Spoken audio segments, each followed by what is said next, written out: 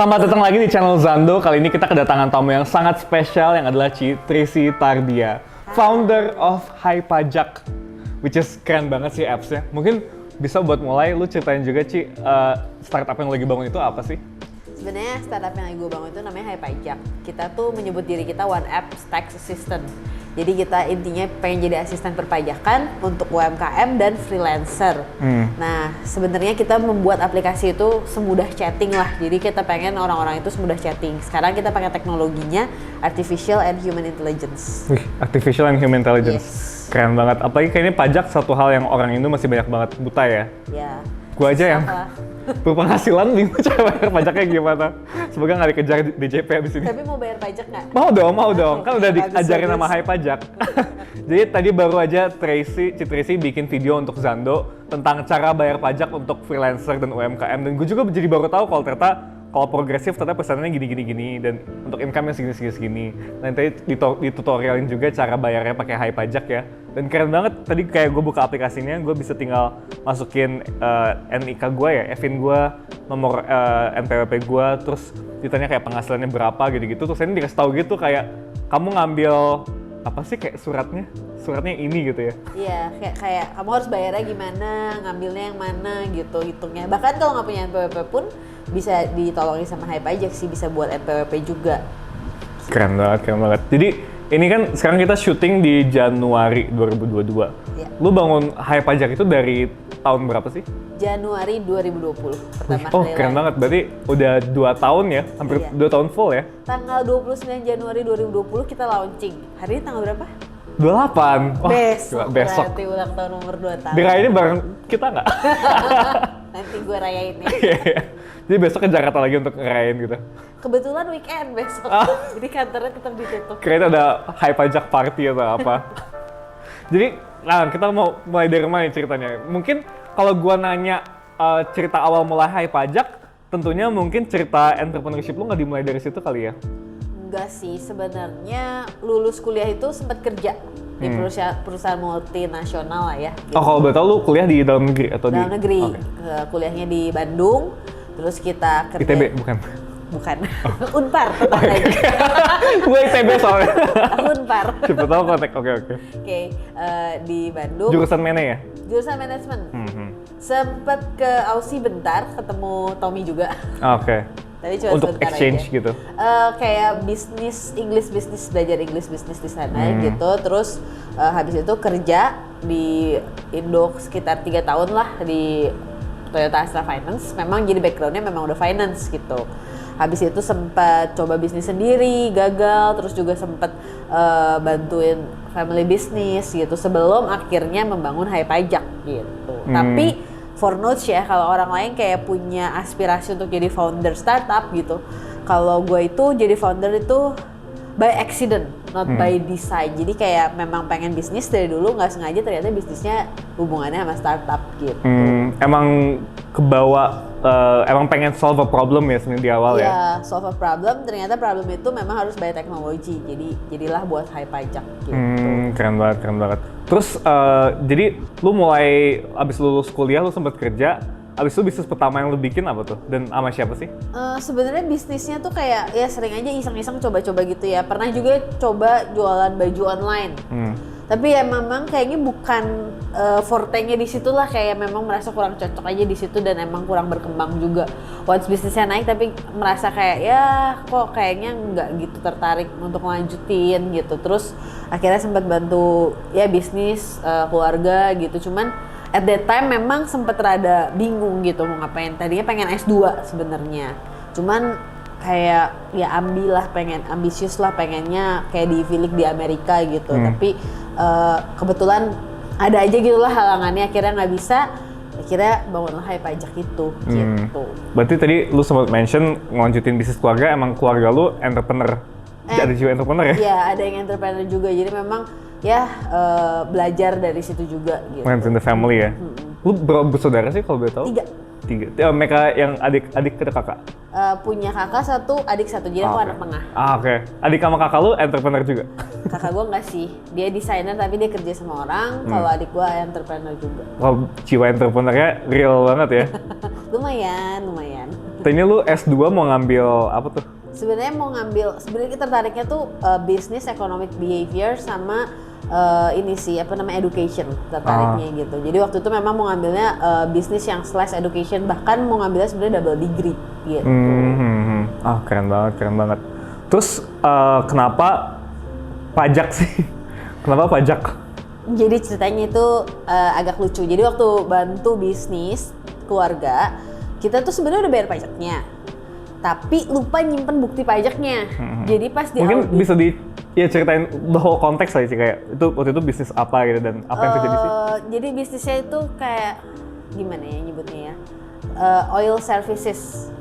Nah jadi kita sebenarnya pajaknya itu udah dipotong oleh pemberi kerja. Cuman si pemberi kerjanya itu ngilangin lah buktinya. Jadi pas kita tiba-tiba tagih bahwa kalian tuh belum bayar pajak gini, terus kena denda besar. Waktu itu lumayan besar. Jadi kita kayak cannot afford that loss gitu loh. Cannot afford the fee and stuff. Jadi kayak nggak bisa dong, orang kita udah bayar kan, kita mah dipotong gitu kan. Terus jadi akhirnya kita going back and forth ke pengadilan. It took like 2 years. Jadi gila. kayak wasting our time, wasting our money, padahal kita udah bayar. Jadi at that time gue mikir kayak pajak mestinya lebih gampang dari ini. Ini kan cuma karena masalah administrasi ya sebenarnya, quote unquote, kenapa aja kayak gini. At that time juga mungkin kayak online gitu belum terlalu lah kayak sekarang gitu, masih banyak yang manual. Jadi ya disitulah muncul kayaknya bisa deh ini tuh bener-bener pain point banget lah di pajak soal ini. Jadi kepikirlah untuk buat high pajak. I see. Kalau boleh tahu, emangnya nge-fight untuk kasus pajak lu waktu itu, berarti memang lebih ngehemat dibandingin cuman bayar aja gitu? Maksudnya kan lu harus bayar lawyer and everything gitu, kayak lebih hemat dibanding kalau kita harus bayar, karena kan dendanya ratusan persen gitu ya. Jadi kayak wah gila banget kalau kita harus bayar, malah jadi rugi gitu kan. Gitu. I see. Dan saat itu berarti kesibukan lu ngapain? Masih yang bantu bisnis orang tua? Masih bantu bisnis karena kebetulan memang megang finance-nya, jadi kita harus beresin itu gitu. Jadi ya memang repot banget lah pokoknya, nggak mau 2 kali lagi ngalamin kayak gitu. Itu pun even udah dibantu sama konsultan pajak, itu pun tetap repot gitu, bukan kerjain sendiri gitu. Berarti emang lu bangun bisnis dari problem real yang lu hadepin banget ya? Yes, bener-bener ngadepin gitu. Terus lu dapet ide nih untuk bikin high pajak. What was next gitu? Lu ngapain aja gitu, your next first steps? Next first step-nya adalah karena background gue bukan teknologi kan. Kayak terus ini punya sih idenya kayak dibuat gini, tapi kayak translate di teknologi gimana? Nah itu yang bingung.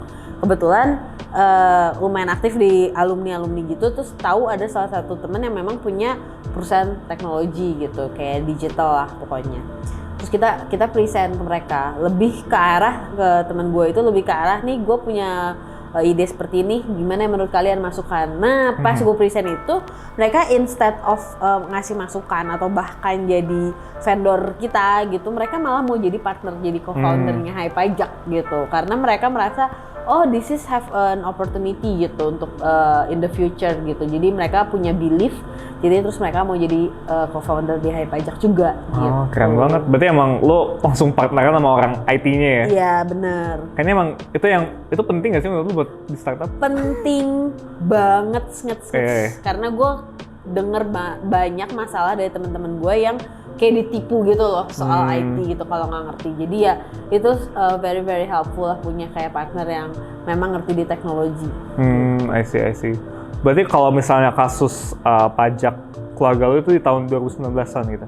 Enggak sih, udah lebih lama daripada itu gitu. Jadi kayak udah ngalamin itu kayak beberapa tahun baru ya kepikiran High Pajak sebenarnya nggak baru ya, nggak di 2019, sebenarnya dari 2017-18 udah mulai kepikiran itu, cuman kayak ya udah cuman ada ide aja gitu, mengawang-awang di ide aja gitu, kayak bisa gini tapi ya udah that's it, sebatas ide aja, karena gue masih lebih pengennya sekolah dibanding bisnis gitu. Oh, I see. Terus mungkin kenapa tuh, ada cerita apa alasannya lu nggak lanjut sekolah aja gitu dibanding bisnis? Karena gue merasa mungkin ini agak rohani, religius, cuman gue merasa kayak kayak gue belum dikasih kesempatan untuk sekolah. Jadi kayak banyak hal menurut gue kayak doesn't make sense buat otak kita manusia, tapi kok kayaknya nggak dikasih izin. Contoh, kalau sekolah S2 di Amerika itu salah satu syaratnya harus GMAT. Iya. Nah, kemarinnya gue baik-baik saja, sehat sentosa, tidak ada apapun. Paginya pas gue tes GMAT bisa kayak kepala gue pusing, meler-meler kayak mengalir pilek gitu. Sampai nggak bisa mikir kayak itu tuh kejadian-kejadian kayak gitu tuh sering. Terus misalkan contoh pas kesana gitu, terus mau ngecek terus kayak mau interview ngobrol sama university kayak representatif di sana kesana, khusus ke Amerika. Lalu gue ada pesawatnya bisa batal apa segala macam gitu kayak kok kayaknya banyak banget gitu halangan gitu kayaknya kok nggak dikasih itu sampai akhirnya walaupun ada satu sekolah yang gue diterima tapi itu bukan sekolah yang gue mau gitu. Terus bokap gue langsung ngomong kayak lu ya kalau udah nggak dikasih sama Tuhan lu mau gulung-gulung kayak apa, mau nangis darah juga udah nggak akan dapet dia bilang. Tapi gue masih kayak biasa lah anak ambis gitu, masih kayak nggak terima gitu kan. Sampai pada satu titik oke lah, ini maunya gimana gitu. Ya udah gitu, ya dapet jalan yang high pajak begitu. Decide untuk buat high pajak, langsung dapet partner, langsung dapetin, langsung dijalanin. Wah gila, gitu. Langsung dibukain jalannya ya? Langsung beda banget, yang ini mah kayak jatuh terus berapa kali, ini langsung kayak jalan tol gitu. Gila banget. Ya walaupun setelah di launching high pajak banyak struggle-nya juga gitu. Dan dia akan kita bahas dalam beberapa menit. Cuman keren banget sih yang tadi lu bilang, ya ternyata lu ngerasa kayak jalannya ketutup-ketutup gitu ya waktu lu mau studi, dan mungkin emang jalan lu buat ngebantu perpajakan kita semua kali. Dimulai dari gua. Mulia banget. Dimulai dari Zando. Terus lu akhirnya dapat partner, lu berdua aja gitu atau? Jadi sebenarnya entity-nya tuh bertiga ya. Jadi kayak gua, terus yang digitalnya, satu lagi yang memang konsultan pajak yang ngurus pajak, dan konsultannya itu adalah yang ngebantuin gue bolak-balik ke pengadilan. I see. Jadi kayak emang udah tahu lama, udah tahu how it works and so on, terus dari situlah kita kayak membangun si high pajak itu gitu. Oh tadi juga sebenarnya gue lupa nanya sih, lanjutin yang pengadilan, lu menang kasusnya? Ini akhirnya agak lucu sih sebenarnya guys. Jadi sebelum pengadilan itu beres, tiba-tiba pemberi kerja kita menemukan buktinya. Oh my god, setelah 2 tahun. Effort banget, kita semua kayak, effort. what the hell, tapi akhirnya kita nggak usah bayar. Cuman kayak kita zonk banget gitu kan, udah kayak 2 tahun bolak-balik terus kayak kan kita tuh kayak berapa kali nanya ke mereka, ayo dong mana dong buktinya gitu dong, kayak aduh nggak tahu nih ini orangnya gagal. Terus terakhir setelah kayak 2 tahun kita pikir, kita nemuin nih buktinya. Buset. Kayak gila banget. Emang ditaruh di mana gitu buktinya? Mereka tiba-tiba nemu gitu di locker. We don't know what we don't know ya kan. Itu kayak memberi kerjanya gitu kan. Iya benar-benar. Gitu. Gila, pasti mereka ngerasa oh shoot banget ya pas nemu kertasnya gitu. Mereka kayak mungkin orangnya banyak ya. Jadi kayak mereka nggak tahu ini nemu nih. Mungkin yang nemu juga orang lain yang bukan ini lagi keluarga Tracy berantem nih 2 tahun. Telepon nih, Trax ada nih buktinya gitu. Gila banget. Dia nggak tahu our effort going back and forth, pusing kepalanya gitu. Terus di Januari lu bilang lu launch high pajak, berarti with the app ready and everything gitu ya? Iya, with the app ready and everything. Jadi kita mulai persiapan akhir 2019 lah. Itu berarti development lumayan cepet ya? Lumayan karena blueprintnya kita kayak bikin sprint gitu lah. Kebetulan sebelum buat high pajak tuh iseng baca buku sprint itu loh, yang katanya semuanya harus diberesin dalam 5 hari. Kita workshop 5 hari. Pokoknya gue dari business side gue pengen buat gini. Terus dari yang konsultannya dia bilang secara aturan rules gini. Dari teknologinya dia translate untuk dibikin ke teknologinya. Langsung kayak udah ini langsung dibuat gitu. Terus berarti tentunya lu ada bikin kayak MVP-nya juga gitu ya? Terus atau langsung? Ada kita coba sih. Jadi sebenarnya sebelum benar-benar kita launching tuh kan udah kita daftarin sebenarnya MVP-nya ini agak-agak ketidaksengajaan. Ini kan kayak bener-bener kita semua itu baru buat startup pertama kan. Jadi kayak bener-bener ini bukan yang kayak cerita-cerita startup yang kayak ideal gitu. Kalau kita kayak banyak melakukan yang kalau ketidaksengajaan gitu loh. Jadi kita memang udah masukin ke App Store, Google Play itu kayak bulan Desemberan gitu. Tapi belum buat kita launching, belum pakai umum, dengan pikiran kita kayak ya udahlah nggak akan ada yang tahu juga siapa gitu yang bisa cari gitu kan. Ternyata nggak ada yang tahu, download dan beli. Oh keren banget. Terus kita kayak kenapa udah mulai ada transaksi, padahal kan kita maksudnya emang sengaja dimasukin aja supaya nanti launching Januari itu gampang gitu kan. ternyata udah ada yang pakai dan beli gitu. Kita kayak keren oh banget. wow, berarti ya emang lumayan menjawab ininya pasar gitu iya. kan. Oh keren banget, organik ya. Organik ya, kita tahun pertama benar-benar organik sih. Dan itu lu tahun pertama bootstrap misalnya, atau gimana? Kita bootstrap tahun pertama, terus kebetulan habis itu menang Alibaba kan, dapat duit grant juga dari Alibaba. Itu lu menang Alibaba kapan tuh? Itu September 2020. Berarti 2020 you would say a good year for Hype Pajak kali ya? At first enggak. At first enggak, jadi gini, pas launching, nih ini ada cerita yang kita tuh launching sore kan, pakai panggil media segala macem gitu kan. Paginya tuh gue dipanggil sama DJP, Dirjen Pajak, karena kayak gue udah deg-degan banget, ya nggak boleh launching segala macem gitu. Kenapa? Jadi sebenarnya lebih ke arah miskom sih, mereka pikir kita belum punya izin and so on gitu. Padahal waktu itu tuh kita sempet 2 bulanan itu khusus untuk nungguin si izin. Izin kayak yang pas kita tes app bulan Desember itu ya kita nggak keluarin karena kita nungguin izin gitu. Izinnya keluar, nah kayaknya ada salah komunikasi. Ternyata setelah kita dipanggil terus kita clearin, ya nggak apa-apa. Cuman kan kayak lu sore mau launching, pagi lu dipanggil jam 7 pagi, lu udah standby di sana kayak udah keringet dingin, udah kayak kalau harus dibatalin semuanya udah bayar segala macem gitu kan. Ya lumayan. Nah habis itu karena rada-rada takut lay low aja gitu, nggak mau terlalu yang gimana. Nah cuman 1 bulan setelah launching COVID happen. Iya itu awal 2020 ya? Iya Maret kan, itu benar-benar benar-benar 1 bulan setelah launching. Terus kita kayak rencana kita kacau semua nih, gimana ya? Nah habis itu karena gue udah pusing, udahlah gue ditawarin sama adalah temen gue gitu, terus kayak lu ikutan aja nih Alibaba gitu. Gue mah ikutan nggak ada aspirasi menang sama sekali gitu, karena yang pikiran ya udah coba-coba aja mau belajar. Belajar pasti harus ke orang yang mengerti dong pastinya kan.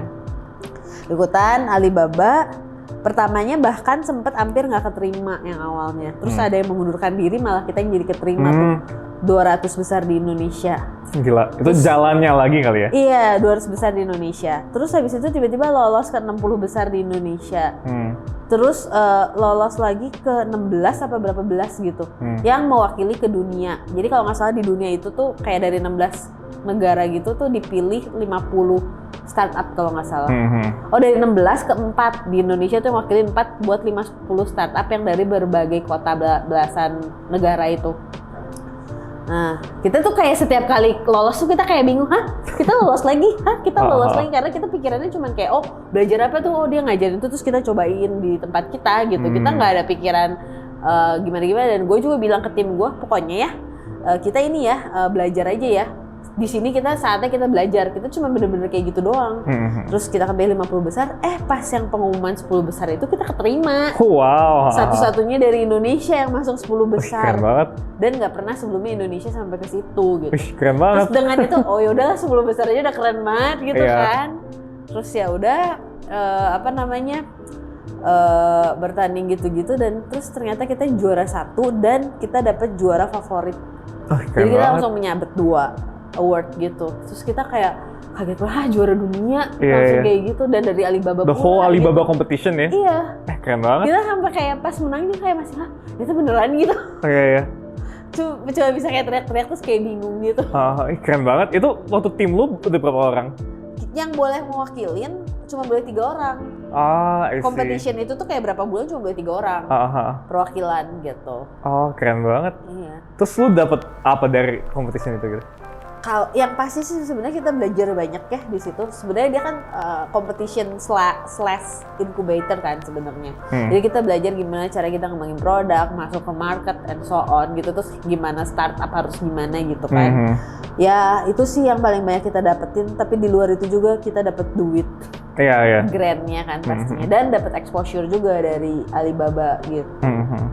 Keren banget. Jadi tadi lu bilang di awal tahun 2020 yang shit yang happens itu sempat dipanggil sama DJP, terus sempat juga gara-gara COVID happen jadi lebih slow down ya. Tapi di pertengahan berarti good newsnya lu menang si Alibaba competition-nya ya? Iya. Terus gimana tuh abis lu? Itu lu Alibaba competition gitu online gitu ya? Ya karena COVID sayangnya jadi kita online semua sih. Hmm. Jadi mestinya sebenarnya hadiahnya di luar Grand itu mesti kita tuh datang dan belajar langsung Iya. ke headquarternya. Cuman ya nggak bisa lah sampai sekarang gitu kan.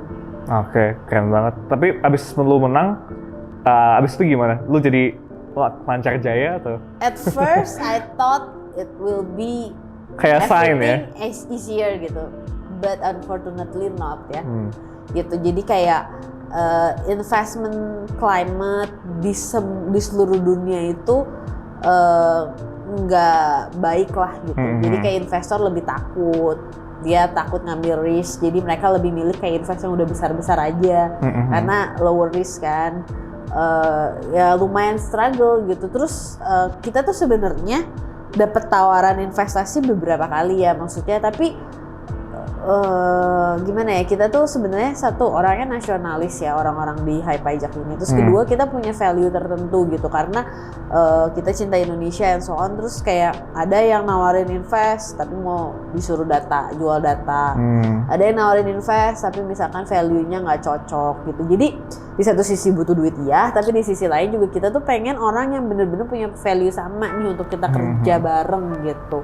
Terus sih kita jadi ya, tapi akhirnya kita dapat tuh investasi di tengah tahun 2022 dari angel investor, dan kebetulan angel investor itu lumayan punya nama ya, internasional juga gitu backgroundnya. Terus habis itu sekarang udah di seed funding sama venture capital gitu. Keren. Tahun 2020 menang Alibaba Competition number 1, dan bukan cuma number 1 tapi menang favorite juga ya. Iya. Terus di tahun yang sama juga dapat seed funding dari VC yang salah. Angel investor itu 2021. Oh, 2020 belum seed ya? Itu masih kita kan 2020 dapat Alibaba terus dapat grant dulu, jadi kita kan nggak perlu. I see. Tahun 2021 baru seed. Iya, 2021 itu baru angel investors. Habis itu baru seed funding nih Januari ini. Oh, recent. Berarti tadi kita udah nge-recap 2020 buat lo dan buat High Pajak. 2021 gimana tuh? Apalagi dengan angel investor, apakah semuanya smooth? 2021 personally for me kayak berat. Jadi 2021 itu secara growth High Pajak kita growth lebih dari 100 kali lipat. Kita juga di luar Alibaba kita mewakili Indonesia untuk ASEAN dari Kominfo. Juga kita kepilih Hub ID programnya Kominfo untuk 40 startup terbaik di Indonesia untuk kita kayak di-accelerate gitu. By business ya it's good kayak, tapi personally 2021 tuh bener-bener fuck up year banget buat gua gitu. Jadi kayak banyak berita-berita yang menurut gua kayak gua sampai bingung nih cara bagi waktu antara kerjaan dan pribadi itu gimana gitu dengan keadaan seperti itu gitu di 2021. Jadi kayak 2021 tuh sampai kayak bener-bener gua pusing banget lah gitu. Mungkin kalau itu dari awal 2021 atau gimana tuh? Enggak juga sih, baru tengah-tengah mulai 2021 sih gitu. Jadi di awal everything is going well dari sales and everything. Tengah-tengah 2021 what happened? Sales growth oke untuk High Pajak, tapi lebih ke kehidupan pribadi sih. Kayak gue tiba-tiba dapat kabar bokap gue cancer dan stadium lanjut langsung. Kita shock banget dari orang sehat dapat kayak gitu. Terus di tengah bokap gue sakit itu, omah gue juga sakit. Jadi gue itu dekat sama omah gue gitu. Jadi omah gue sakit dan meninggal. Turut berduka cita. Thank you. Itu kapan tuh kejadiannya? Meninggalnya Desember kemarin. I see. Kalau bokap lu gimana? Masih aman-aman aja? Untungnya puji Tuhan sih it's good, operasinya berjalan lancar. Terus sampai sekarang kemo juga bagus, nggak ya efeknya nggak terlalu parah lah ya gitu. Cuman at that time gue bener-bener kayak gue bingung lah, kayak ini kerjaan lagi capek banget. Terus yang sakit dua, kalau orang sakit kan lumayan ya ngurusinnya gitu. Cuman di luar itu lebih ke arah ya bingung aja gitu, kayak ini tuh harus gimana ya gitu, kerjaannya banyak. Oh di luar kerjaan sebenarnya gue lumayan aktif sosial ya, jadi kayak jadi sekjen juga di Ikatan Alumni Unpar, jadi kayak bagi waktunya tuh bener-bener pusing sebenarnya. gitu, sampai gue ya Tuhan ini 24 jam dalam sehari kayaknya nggak cukup deh gitu, 7 hari dalam seminggu juga kayaknya nggak cukup gitu. Cuman ya kayak akhirnya ya gue make do aja apa yang bisa gue lakukan gitu. Gila, ini gila sih ceritanya. What a fight ya, what a fight. Lumayan what a fight sih gitu. Cuman at the same time gue nggak bisa kayak ngasih lihat ke tim gue bahwa gue ada masalah. Mereka tahu orang tua gue sakit, oma gue sakit, tapi gue ya meeting gitu ya gue harus biasa aja kan, karena once gue kayak apa as the founder, kalau gue kayak lemes kayak aduh sorry ya meeting telat karena ngurusin yang sakit, kayak it's not an excuse gitu kan, kayak life must go on gitu kan, show must go on. Jadi kayak gue sering banget meeting di rumah sakit gitu. Gila even banget. terakhir itu gue masih sempet ngirim data ke investor gue di rumah sakit lagi inin omah gue gitu. Kayak di satu sisi gue tahu ini omah gue lagi sakit gitu ya, and she is dying ya, nggak cuma sakit yang sakit ditemenin doang, tapi di satu sisi gue tahu gue harus kirim data juga ke investor gitu. Kayak I have no choice gitu. Kayak ya ini ngurusin terus ini juga kirim data gitu. Even di hari atau H-1 oma gue meninggal pun gue masih kirim data gitu. Gitu. Jadi kayak gue kayak my life is little bit blurry gitu, kayak aduh gue tuh ngapain aja, gue udah sampai nggak tahu gue ngapain aja, gue bisa ngelakuin apa gue lakuin aja, gue nggak bisa mikir, sampai gue merasa kayak hari-hari gue tuh berlangsung kayak bener-bener ya udah kayak selewat kalau kayak filter tuh kayak yang setengah-setengah, kayak gue ngejalanin gitu, yang penting ini beresin gitu. Gila. Terus do you think you handled it well gitu? Was it the best allocation of time kayak apa yang lu udah lakuin? I think so, yes, karena at the end gue bisa dapet investor, dia mau seed funding ke kita, dan tapi gue rasa juga ya karena kalau bukan dengan Tuhan juga nggak mungkin lah ya. Cuman ada satu cerita, di hari gue tahu bokap gue cancer itu gue harus presentasi depan pejabat-pejabat penting gitu. Jadi gue hari itu tahu gue harus presentasi di depan pejabat penting, terus gue belum selesai dan gue tipenya morning person. Jadi oke, gue akan bangun subuh sekitar jam 4:30 untuk presentasi. Dan pas gue bangun gue dapet WA kayak jam 1:30, 2 tuh dari tante gue yang dokter. Kayak Tracy, kamu udah tahu hasilnya papi belum? Di saat itu gue langsung kayak ini pasti nggak bagus, tante gue sampai WA jam segitu. Gue langsung tanya kenapa gitu, cuman kan ya belum ada yang bangun anyway. Gue tuh udah yang sembari ngerjain presentasi itu sembari nggak, aduh ada apa ya kata gue tuh. Terus pas jam 5:30 jam 6 gue dapet dari tante gue ya kayaknya CA stadium lanjut. Wah gue langsung kayak nangis, kayak gimana? Oh nangis. Gue sebelum tante gue ngomong tuh udah mulai nangis tuh, karena gue udah feeling bad banget nih. Terus begitu dia tahu gue langsung nangis. Kakak gue juga seapartemen kan, terus gue langsung bilang ke dia.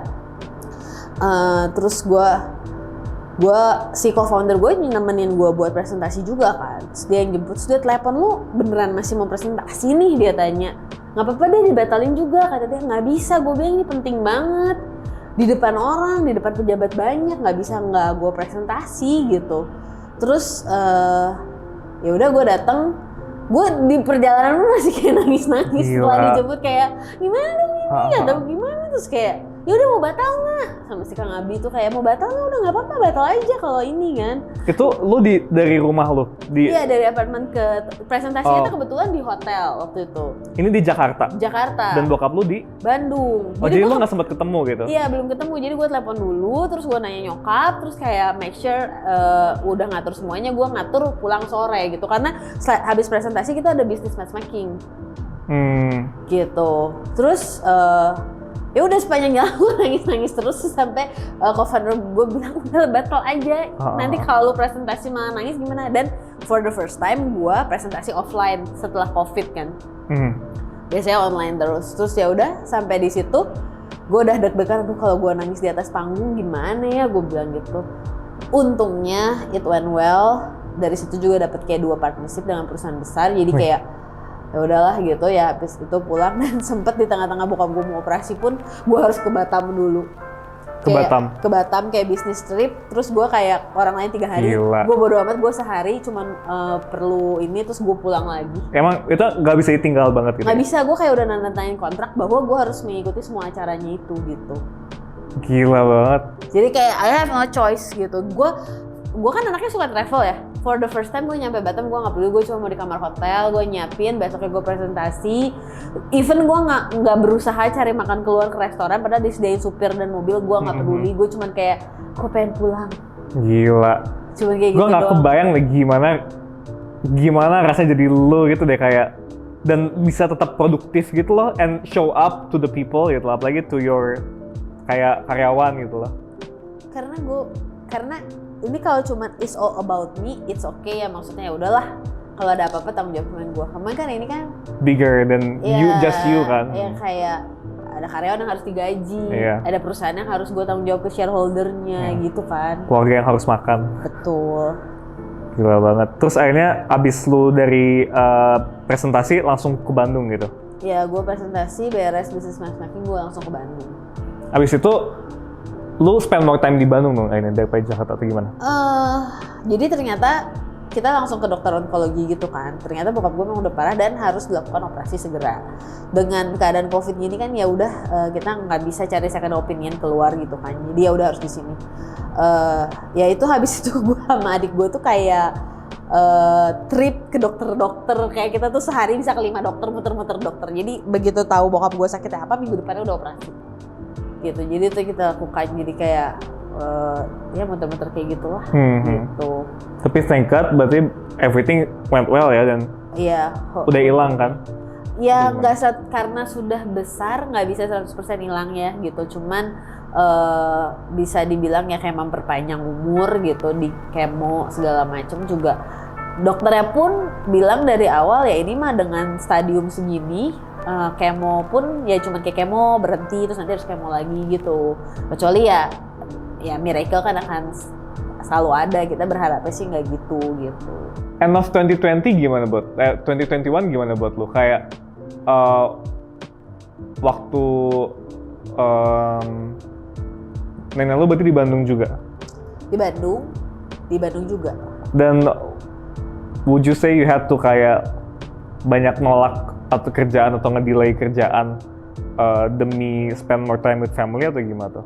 Atau malah makin banyak malah emang dikerjain aja gitu semuanya? This past 2 years sebenarnya honestly gue 1 year sih, kayak gue nggak bisa habisin waktu sebanyak dulu sama keluarga gue. Tapi which is sebenarnya gue merasa enough ya, maksudnya cukup gitu. Itu salah satu yang gue pas oma gue meninggal tuh kayak gue dia kan udah umur juga ya, jadi kayak ya sudahlah, memang sudah umurnya. Jadi gue nggak gitu nyesel karena gue merasa memang gue sudah menghabiskan waktu cukup dengan dia gitu. Gue sangat dekat sama dia dan dia salah satu role model gue. Dan gue akan nyempetin kalau ke Bandung gue ketemu dia. Terus nah kebetulan kan 2020-2021 COVID ya. Iya. Jadi kita emang nggak bisa kemana-mana, nggak kerja juga hybrid gitu. Nah gue tuh sering banget ngajak dia pergi atau apa gitu. Jadi kayak atau main ke rumahnya lebih sering karena kan gue waktu 2020 awal udah pasti semuanya ini kan di lockdown, terus gue cuma going back and forth antara rumah gue dan rumah gue dan rumah oma gitu. Terus berarti you would say no regrets the past 2 years? No regrets sih gitu. Keren. And then ini masih awal sih, tapi how does 2022 look for you gitu? Kayak outlook-nya gimana? Karena sudah mengalami hidup yang kayak naik turun, jadi gue nggak mau terlalu optimis atau kayak gitu. Cuman it starts good. Kayak di Januari kita udah tanganin perjanjian funding. Kita dapat funding di bulan Januari. Keren banget. Dengan investor yang kita benar-benar merasa se-value dan setujuan sama kita, dan yang paling gue seneng adalah they are believe in us gitu, they have believe in us. Terus juga mereka benar-benar value kita lah, mereka percaya sama kita gitu. Keren banget, udah unicorn. Amin Tuhan. Kalian mungkin bingung kenapa tiba-tiba kameranya angle-nya berbeda, itu karena kamera kita give up dan overheat. Jadi kita mulai pakai kamera yang baru dan ini kayaknya udah mulai ke bagian tips-tips dari Ci Tracy untuk kita semua pendengar video ini. Oke, jadi good deh Ci kalau misalnya 2022 terlihat bagus ya untuk lo baru dapat another round of funding, fresh dan hopefully unicorn ya kita lihat. Semua orang kan bayar pajak. Mungkin ada tips nggak sih dari lu gitu untuk kita yang ada whether it be a business atau bahkan kayak just dari kerjaan dan hidup gitu. Gimana sih caranya bisa setangguh lu gitu atau bahkan ada time management tips nggak sih supaya bisa kayak lu gitu achieve so much effectively ya?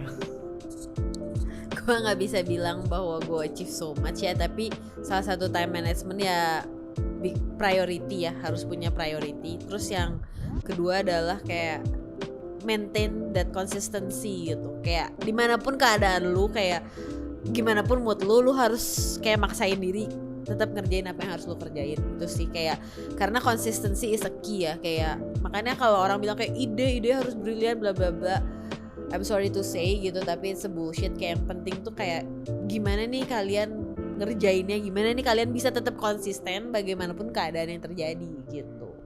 Itu sih tips dari gue. Jadi kayak ya benar-benar siapkan mental lah kalau mau bikin bisnis. Iya. Bisa karena terbiasa ya. Iya. Keren banget. Dan kalau misalnya gue udah punya bisnis dan gue thank God misalnya udah punya banyak cuan, wajib bayar pajak ya. Tapi banyak yang bingung ya caranya gimana. Tapi untungnya ada Hai Pajak buat ngebantu kita bayar pajak. Jadi tadi gue udah coba download aplikasinya dan itu tuh keren banget. Jadi gue cuma langsung download aplikasinya, gue masukin email dan dia cuma langsung nanyain NPWP, EVIN, data-data yang emang gue udah punya. Tapi kalau misalnya lo belum punya juga bisa skip ya dan masukin NIK. NIK masukin nggak sih? Masukin ya. Iya, NIK. Dan karena gue pusing pajak, hal pertama yang gue cobain adalah simulasi pajaknya. Jadi gue nyoba tuh tadi, kan ditanyakan penghasilan per bulan berapa, pencet, langsung keluar gitu kayak, apa sih? Surat pajak, pokoknya kayak gue tuh termasuk kategori pajak yang apa gitu. Dan bayar pajaknya segini gitu.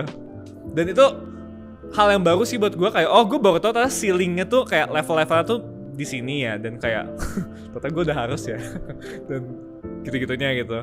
Dan tadi gue liat fiturnya, bahkan lo tuh bisa langsung setelah simulasi langsung isi laporannya ya, SPT-nya tahunannya ya, dan bayar pajaknya dari aplikasinya gitu. Dan tadi tuh gue baru aja bikin akun, tapi gue bisa curhat pajak gratis selama 30 menit ya. Curhat hidup bisa nggak? Kalau lagi galau. Nggak ada yang curhat hidup. Oh iya. Boleh tuh kawan-kawan ke telepon. Dan pembayaran pajak sih dan hitung pajak bulanannya gampang banget. Jadi bahkan kayak gua juga kali ya sebagai orang yang punya thank God gitu di umur kayak gini, sumber penghasilannya dari tempat yang berbeda-beda. Enak aja sih karena gue selalu bingung tentang pajak gitu, dan di umur gue yang 22 tahun baru lulus gak pernah ada kurs kuliah yang ngajarin pajak dan gak pernah ada orang yang ngajarin gue pajak gitu. Jadi sampai kemarin aja tuh pas dipanggil orang DJP ke kantor pajak, gue kayak aduh gila. Gue dipanggil kemarin, udah tahu kan sih? Ah nggak tahu. Lu dipanggil? Dipanggil. Tapi gue udah lu patut berbangga dong. Berarti penghasilan lu banyak sampai dipanggil. Tengkat lah ya. Tapi gue udah bayar pajak ya kalau ada orang DJP yang yang ngejar dari video ini. Gue udah bayar. Thanks to Hai Pajak juga. Jadi kemarin waktu gue dipanggil membukakan mata gue, dan kayak ternyata kayak karena gue kan iseng ya, awalnya kayak iseng freelance, iseng nyari cuan dan nambah penghasilan, ternyata dipanggil untuk minta dijelaskan karena kayak gue ada NPWP dari SMA juga, tapi karena gue selalu bingung itu keperluan keluarga. Waktu itu kayak keluarga gue bikin PT, gue selalu bilang nihil ditanggung orang tua, tapi begitu di tahun ini gue udah ada penghasilan, ya the big question mark buat gue gitu, nihil atau mulai bayar pajak nih. Dan untungnya juga karena tadi dijelasin tentang perpajakan dan sistem pajak yang berbeda-beda untuk tipe apa ya, kayak orang yang berbeda, yang buat punya NPWP persenannya beda, yang masuk ke agensi sebagai content creator itu beda. Itu mind blowing buat gue juga sih, jadi tahu aja ada perbedaan level pajaknya ya. Buat teman-teman di sini yang pengen tahu lebih lanjut tentang gimana caranya sih gue bisa bayar pajak tanpa stres, pajak beres bebas stres, langsung aja ikutan workshop kita di hari Selasa tanggal 15 Februari 2022. Citrisi bakal ngomongin gimana caranya ngurus pajak buat UMKM dan buat freelancers. Di tutorialin langsung pakai aplikasi Hai Pajaknya, cuma pencet-pencet doang, kayak di chat gitu lah sama orang, kayak ada chatbot gitu. Kita tinggal kayak NIK-nya segini. Bisa nggak sih gue custom gitu, udah makan belum mas gitu-gitu. Gue lapar nih, bisa digojekin nggak? Tapi aplikasinya keren banget, dan di workshopnya bakal ngebantu banget buat kalian tahu kalian harus bayar pajaknya segimana. Mulai dari pendapatan berapa kalian wajib bayar pajak, dendanya gimana kalau misalkan nggak bayar pajak, dan kapan sih kalian harus bayar pajak gitu, tanggal dan bulannya. Itu semua dijelasin di workshop Citrisi. Thank you so much Citrisi udah ngebagiin semuanya di YouTube kita dan juga di workshop bareng kita. Karena mikir satu gue canggung. Thank you so much buat Citrisi udah ngebagiin begitu banyak di workshop kita dan di channel YouTube kita. Ada hal terakhir nggak yang lu pengen sampaikan ke viewers kita? Hal terakhir, just do it. Just do it. Thank you so much Citrisi. We'll see you guys in another video.